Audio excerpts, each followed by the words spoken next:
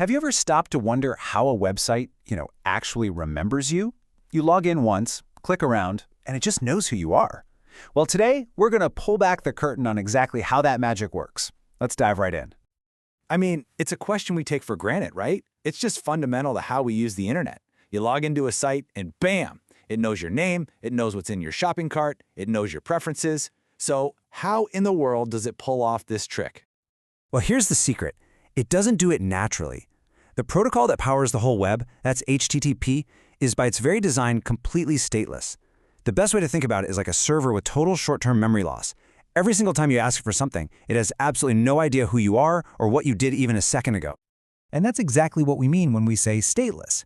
Every click, every page load, it's a brand new conversation. The server just forgets everything that came before. Now, this is actually really efficient, but it's a huge problem if you want to do anything useful, like have user accounts or an online shopping cart. So to fix this amnesia, we need to give the server a way to remember us. So here's the game plan for this explainer. We're going to look at two really clever ways to give our forgetful server a memory. The old school classic, the cookie, and the modern powerhouse, the token.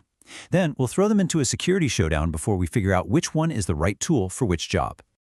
All right, first up, the classic solution, cookies. This is what we call a stateful approach, and all that means is that the server itself is responsible for keeping track of you. It maintains your state or your session.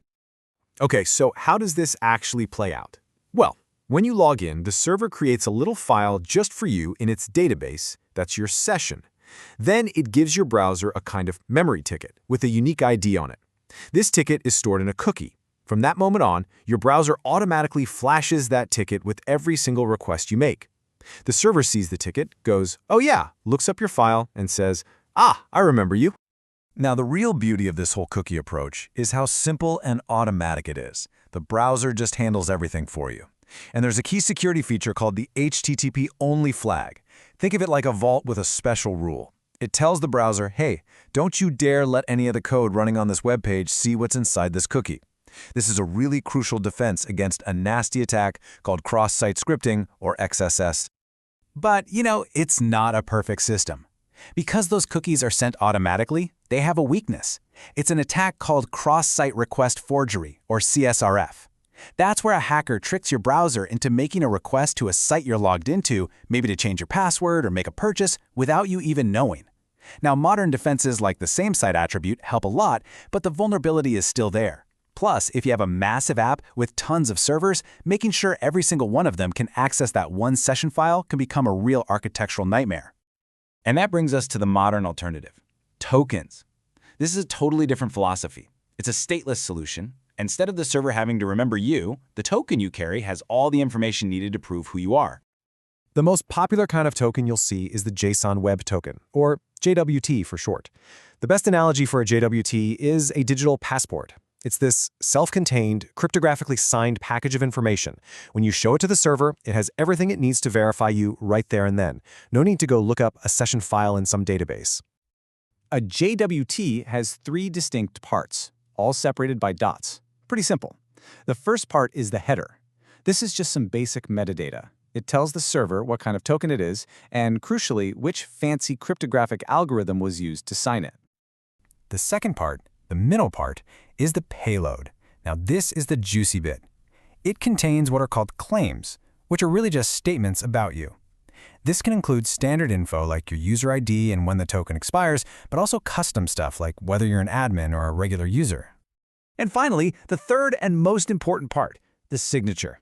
This is the security layer that holds it all together. The server takes the header and the payload, mashes them together with a secret key that only it knows, and creates this unique cryptographic signature. If a hacker tries to change even one character in the payload, the signature won't match anymore, and the server will just throw the token out. This is what makes a JWT trustworthy. So let's just boil it down to its simplest form. With stateful cookies, the server does all the remembering, and the cookie is just the ticket to that memory. With stateless tokens, all the memory is packed right into the token itself. The server doesn't have to remember a thing. And this statelessness? It's a real superpower. It makes applications way easier to scale up, because literally any server in your system can verify a token without needing to connect to some central session database. This is exactly why tokens are the go-to for modern stuff like microservices, mobile apps, and APIs. But, every superpower has a dark side. Because the token is self-contained, it's really hard to revoke.